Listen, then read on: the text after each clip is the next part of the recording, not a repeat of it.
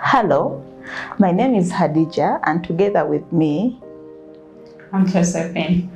And we are discussing the discipline about abstinence and why it's making a comeback in the modern age.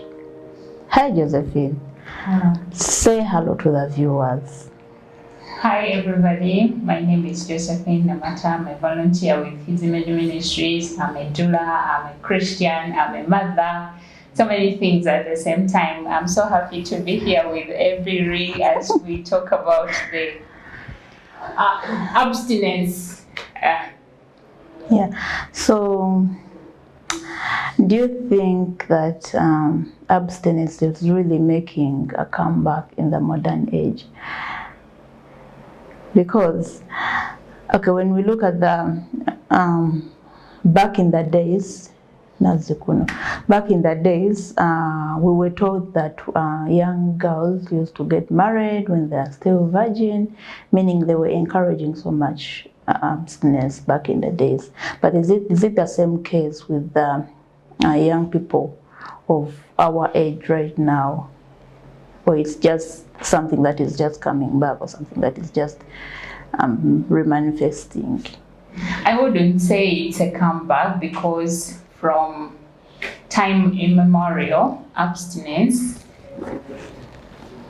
has been there. When we read the Old Testament narratives, we hear about people being stoned. Like if a woman conceived and she wasn't married properly, they would stone her to death, and several other consequences. So you saying that people a while back used to get married when they were young, and now I think now it's a different case. There is a lot of pressure from peers, most especially. I've heard so many people talking about how abstinence is not achievable. Like right now, if you tell someone that you are a virgin at 20, they won't believe you. No matter how much you try to convince them, they won't believe you. So a lot has changed. People have changed. It's very unfortunate, because now having sex before marriage is normal. It's the norm now for the majority. Of course, we know it's not normal, it's not okay. So it coming back, I don't think it's the issue. It's something that has been there, but now it's no longer enforced. So you feel like it is not something that is just coming back, but has it just faded, or? Yeah, it has. Like I told you, like when you interact with young people, they think it's not something that is achievable. They say, like, you can't control yourself. One time I was discussing with some students, and they told me people of some time back, they used to get married when they were young. A woman of 15 years, I don't know which age the men would marry, but for the girls, like 15, 16, 17, that's the time most of them would be getting into marriage. So now they say that because for us, like by the time we go through school, high school, university, you're about 23. For some who start school like on time, but then for someone who goes to school late, you can even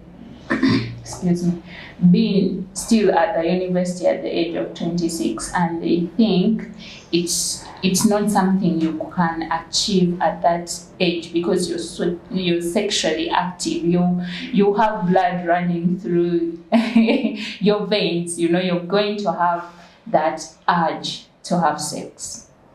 Oh, okay. So I think we need to first understand abstinence before we go any further with our discussion. How do you understand abstinence? You as a person, you as Josephine, how do you understand abstinence? Me as Josephine, the way I understand abstinence is choosing to stay away from certain things, and it's voluntary. It's not like somebody's forcing me. It's something I choose to stay away from. And then when we talk about abstinence, of course you can abstain from so many things, but the most common is sex. You abstain from sex until you are married. Yeah. So in most cases we make abstinence about only sex, and I also believe that there are a lot of things that we do as humans or as young people that we need to abstain from sometimes. Let's say drug abuse. Yeah, it is something that you can abstain from. Gambling, betting, so many things that are bad that you can just decide to abstain from. It is not, our viewers should also know that abstinence is not basically about sex only, but things that you think are not adding value on you as a person, and you feel they are not worth your time, you can abstain from them. Yeah. So I would love to pose a question. How does setting physical boundaries contribute to your mental, emotional well-being as a person in regards to abstaining? Because we believe if you want to really abstain as a person, whether in a relationship or what, you need to put boundaries. But then, like, we need to know that these boundaries have to contribute something on our mental or physical health as people. So how do you think it can contribute to our emotional or mental well-being? Yeah, setting boundaries when it comes to abstinence is very important, because the truth is we are human beings. I could be dating my boyfriend, and if we don't set clear boundaries, however much we are both pro-abstinence, there is a possibility of us getting ourselves into temptation. So setting clear boundaries really helps, and how that contributes to my mental or emotional well-being, like I don't have anything to worry about. As long as I set my boundaries, I make them very clear, and I follow through without compromising, because there is also setting boundaries, but then after like a few months, you loosen a bit, and before you know it, after another couple of months, you loosen like that. So setting those boundaries, let me give an example. We won't talk on phone after 2 a.m. because people, while they're dating, they over talk on phone. Is talking on phone also a problem? No, but in a certain way, like, what are you talking about at 2 a.m.? Like, there is a possibility you go overboard, but it's not wrong. Like, but I'm talking about setting clear boundaries.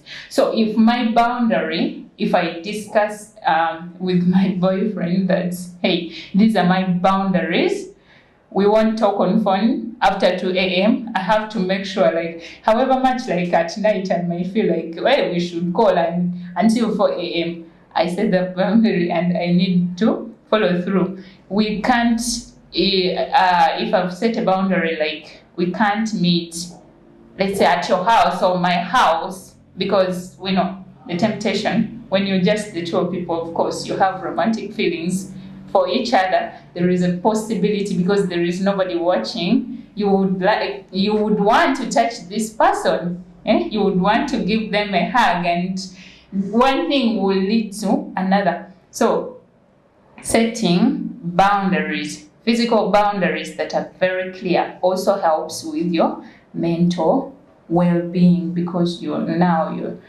know, and you know the things you're supposed to do, and you won't be worried that, hey, I might get into this, because you set clear boundaries and followed through. and following through is a very important part. We've set boundaries and then we break them by ourselves, most especially us girls. We tend to be weak in some. We are. In most cases, we are. Yes. Yeah. I've already had a question about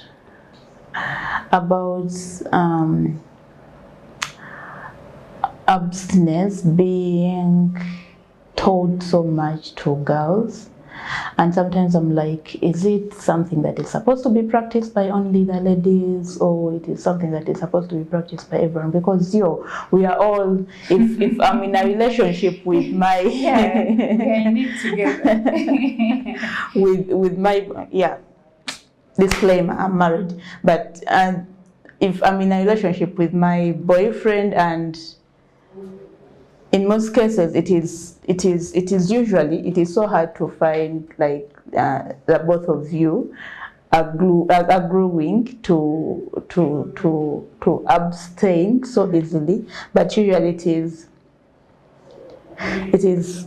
usually the ladies that are being told to abstain. So is it something that should be practiced by only the ladies, or like something that should be practiced by all of us? Because when you interact with some people, they are like, why do I have to abstain when I'm not going to lose my virginity? Do boys have virginity? I don't know. I think boys lose their virginity too. I mean, it's not about the other blood will lose completely, because some people would lose it while riding a bike. So I think the moment you have sex, like you lost your physical virginity, whether you are a boy or a girl. But it's what I think. I don't know, actually. I've never given it a thought. So to answer your question, abstinence should be practiced by both. By everyone. Yes, by everyone. Because when we think about it, like not abstaining from sex has consequences, and they fall on both sexes. Yeah, only that most of them fall on affect the ladies. Yes, so affect the girls the most. Because when you look at unplanned pregnancies, it is the lady that is going to carry the pregnancy and suffer with the pregnancy challenges. Yes. And being a young parent, parenting is not easy. So anyway, both partners, both boys and girls have to abstain. It's not only girls, because now even when we talk about it, like in a spiritual sense or biblical sense, the Bible tells us to abstain from sexual immorality, and that entails so many things. But right now we are talking about like fornication. You're having sex and you're not married, and it comes with the consequences. You're going to sleep with this person. Every time people sleep with each other, like sex is not about joining two bodies. You join in spirit, like a lot happens. And God created sex because he had a purpose, like for it to bond the couple in so many ways. And now you've joined yourself to this person. You're not in any kind of commitment, and who knows, after a few days or months or years, you're going to break up. But you've been joined to this person, and now it is going to affect your bond with your marriage partner. And it's very unfortunate now that so many people end up sleeping with so many people. I've had, like, these days, those are even some of the questions people ask each other. What is your body count? So if you slept with 10 men, your body count is what? 10? Yes. And so that's how bad it is, that now people want to know, such that they don't now get married to someone who has like 100 Body count. Body count. Okay. So anyway, you've joined yourself to this person and then you've broken up. And then you get another one, you break up, and then another one. Like, you want to bond with your husband, you want to bond well with your wife the way you would have if that's the only person you've known. You hear people breaking up over performance in bed and so many things. How did you know your husband is a bad performer or your wife is a bad performer if he's the only person you know? So you see, this thing affects both sexes. And then you talked about unplanned pregnancies. You a boy, you're going to be a father at a tender age. You're not ready. And then before you know it, you're telling your girl to have an abortion. Yes. Abortion has its consequences. And even you, a man, we've had men come up later and confess how they are struggling because they encouraged their girlfriends at a time to have abortions. Abortion is really terrible because it denies the other person a right to life. Like, it has its own consequences, and so many things are very mysterious. I think we need to have a conversation about abortion and some other time about abortion and its consequences. Yes. Because it's really bad. Yeah. So now, we were talking about if both sexes need to abstain, and yes, and I gave those two examples on how it affects their STDs. Even you, a man, you will get STDs, and there are so many. It is going to draw you, drift you away from God. Ugandans, most of us, we are Christians, and even Muslims. I don't know. I don't think it is okay. I don't think they condone fornication. Do they? Do you know? I don't think they do. Yeah. So having sex, it will make you feel like you're not worthy to be in the presence of God because you've sinned, you've perverted what God created to be good, and you've made it bad. So it affects even your relationship with God, because our bodies are supposed to be temples. It's a dwelling place for God, and when you're filthy, God is not going to dwell in that vessel that is dirty, and because we know He's holy. Okay, thank you so much. Can we talk about the misconceptions people have about individuals who choose abstinence? One of them is being old-fashioned. Yeah, absolutely. I've had so many misconceptions about people who abstain. Yeah, old-fashioned. They are like, hey, those things were for long ago. This is a new generation. You understand? Yeah. And I've heard about you being naive. You don't know what's happening. You just don't know. You are missing out. Like, sex is fun. It's like how can you be there and having sex? Are you even normal? They think And then you're not normal. some people say like I can't marry someone I've not tested. Such a terrible word, even. Because they really want to know if this person is a good performer, like you said. Yeah. So. Yeah, that's how bad it is, but it's not okay. Like, what are you testing? Marriage is... To know if you're actually a good performer. No. They don't want to take people that they are going to train from zero.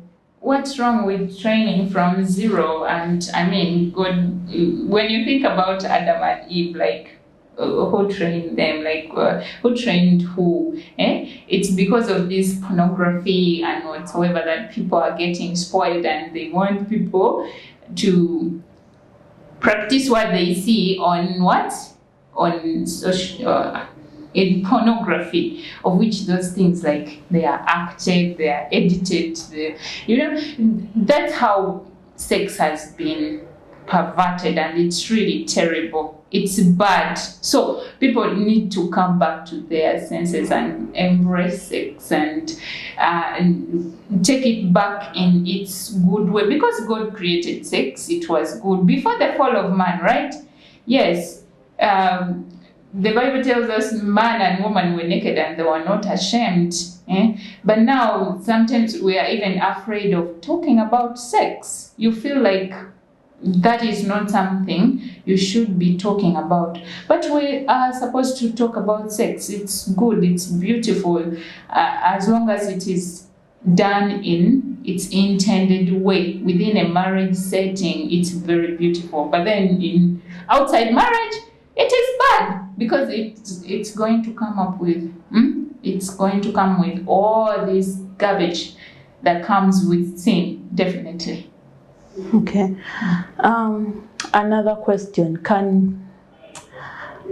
at what age, or what age is suitable for abstinence education?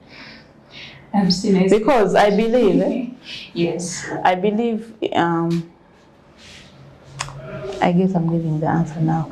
I believe there is. Someone told me there is a certain age when, if someone has already gotten exposed, it is so hard. There is a saying that says, when someone is already spoiled, you can't regroom them again. That Uganda. Yeah, that mama. Thank you. So, when do you think is the right time for us to start talking about abstinence? With our children? Yes. And no, not only our children, because like we believe that in Uganda, the children are for the government and the community. Yeah. So you're not only going to talk to your children, but anyone that is that you can reach, anyone that you come across. The appropriate age for that, I think it really depends. Some kids are more exposed than others. But I don't know how to say this, but you see these schools, schools, they are good, but also they have like their bad side, because you send your child to school. For you, you've been doing what you're supposed to do, protect your child from exposing them to things you don't think are age appropriate. But now then they have to go to school, and they are going to interact with other children whose parents don't care at all. Maybe they exposed them, okay, not even the parents, but some other people exposed them to pornography. It's very unfortunate. Sometimes, we have parents that are not doing well. You find a couple, they are renting a one-room house. They have 5 kids. So at night when they're having their sex or what, like, of course, children are curious. One lady told me her son asked her, "Mommy, why is your bed shaking like most of the time at night?" You get. So you see now that has planted curiosity in that child. So he or she will go to school and tell their friends that this is what happened, and before you know it, like. And then sometimes they want to try out whatever they see or whatever they hear. Yeah. So parents, we have to be very keen, and then the teachers also, they need to help us. Of course, some are helping, but some also are not helping, because some teachers fight these children and they use them. It's very unfortunate. But answering the question, let's just be open and observant. When you see your child, they are asking questions, acting in a certain way, ask them questions and then tell them. Because if we don't tell them as parents or caretakers, their friends will tell them, and they will tell them bad things. Yeah, the first time I heard about sex and abstinence and all that from school in dormitory. I was in primary, we were sleeping with secondary students. And in your primary school? Yeah, my primary had a secondary school too. So you guys used to share the dormitory, primary and secondary? Yes. So they would do converse. So that's how I lost my, what? How is it called? My innocence. My innocence. You get. So we just have to be observant and smart and willing to have these conversations with children, because they are hard having these conversations with your children, but then we have to do what we are supposed to do for the sake of our children. Yeah, okay. The reason as to why I asked that question is to answer some people's questions as well, because some people believe that if you want the best out of someone, you need to start from when they are still young. Maybe let me say, with these outreaches we make as a ministry, if we could try to engage the primary pupils as well. It is so important for them to know this information from when they are still young, than like going back to when they're in the university already and you want them to, you understand. So yeah, that is the reason as to why I asked that. And another question is, can someone abstain again? Yes. Even if they've already had sex, even if they've already messed up, can they abstain again? Yeah, I think that's what we call purity in our MAP program. Yes, definitely. You can go back on the right track. Like when you fall into the ditch, do you stay in there forever? No. You find ways of getting out of it. Yeah, you get out and continue going where you were going. So in this about sex, yes, you can abstain again, and as long as you're diligent, keep your word. You shouldn't feel bad, because our God is a merciful God, and I've had people who are not even Christians, but they are on that journey. Someone is like, hey, I've been a celibate for 10 years and it's doing wonders for me, because it protects you from so many things. Protects you from heartbreaks and all the garbage that comes with fornication or adultery, and it's very possible. And then for the Christians, you shouldn't feel like now you're unworthy because you messed up, now you're in that mess forever. No, you ask for forgiveness and then you go back on track and be serious this time around. I think this will be our last question. Why do you think it is so important for young people to abstain, especially before marriage? Yes. Young people, why it is important for them to abstain? Number one, your relationship with God. Number two, abstinence is going to protect you from STIs. I hear some young people these days say, I rather get HIV than getting pregnant. But honestly, what's wrong with these people? You get HIV. People fear pregnancy. Yes. Yeah, I'm not saying that young people should go around getting pregnant and then not getting HIV, but these are the things. It is what it is. When you go and have sex, you're going to get pregnant, you're going to get STDs, and these STDs, most of them. The last time I read, we had like 141 STIs a year. So there are so many. You might not get gonorrhea, but then you get HIV, AIDS. You might not get that, and then you get syphilis. There are so many. But you abstaining, it's going to protect you from that. you're going to continue with your school without being worried about anything. But when you go around having sex, you're going to be on pressure every time. You're like, "Ugh," you're worried, did I get pregnant? And then you're stressed until after how many weeks, and then you go do a pregnancy test to be sure you're not pregnant.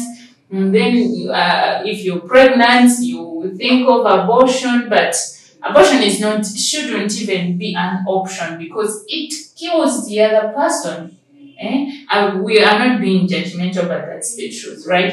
You are denying someone a right to life, and they are innocent. The baby wasn't there when you went to sleep with your man or your woman, and we know that's what happens when you have sex. And then also I talked about the bonding with your spouse. Now, after you sleeping with these 100 men or 10 men or 5 men, you can't bond now really well with your husband. And I think that's why we even have so many broken marriages. Like you've been in a marriage, but your husband doesn't trust you. And now we have people that go to abroad to work. Your husband or your wife is there. Their contract is 2 years, but then they can't trust you because they found you like you weren't keeping yourself. So it affects that. And then I talked about the spiritual being, for you to be in a good walk, in a straight walk with God. You can't be filling your body with health. Yeah, it's really been an interesting discussion. And thank you so much, our viewers, for watching us, for your time. Please subscribe, like, share, follow us, and we'll be having more of these discussions every week. Yeah, thank you so much, Josephine, for the very wonderful words. And in a few words, I would love you to make a conclusion to our viewers and the young people out there, and maybe give them a prayer.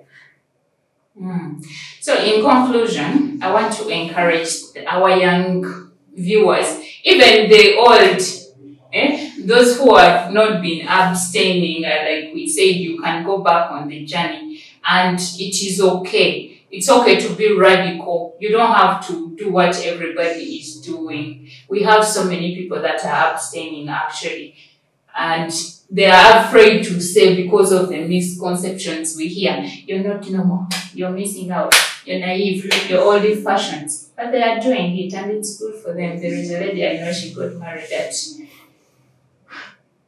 31, 32, and she was a virgin. Every time she would share her story, people are like, no. So anyway, I want to encourage you, our young viewers, please, abstinence is for your own good. When you abstain, you will have time to finish your school. You won't get pregnant when you're not ready. Being a parent is not food. I hear being a parent is not food. It is not food, though. If you get pregnant, you rather have the baby than aborting. Yeah, than aborting. So, meditate on the word of God. Ask God to help you, because He will help you. If it wasn't possible for us to abstain, God wouldn't have given us that command. We know from reading His word that He gives us the grace to carry on the things He has told us. Like if God gave me Liam because He knew I'm the perfect mother for him. So if He's telling me to abstain till married, He's very sure that I can do it. And so many people have done it. So yes, if you've been sleeping around, it's okay now. You can ask for forgiveness, get back on the right track, and you will thank yourself later. Thank you so much.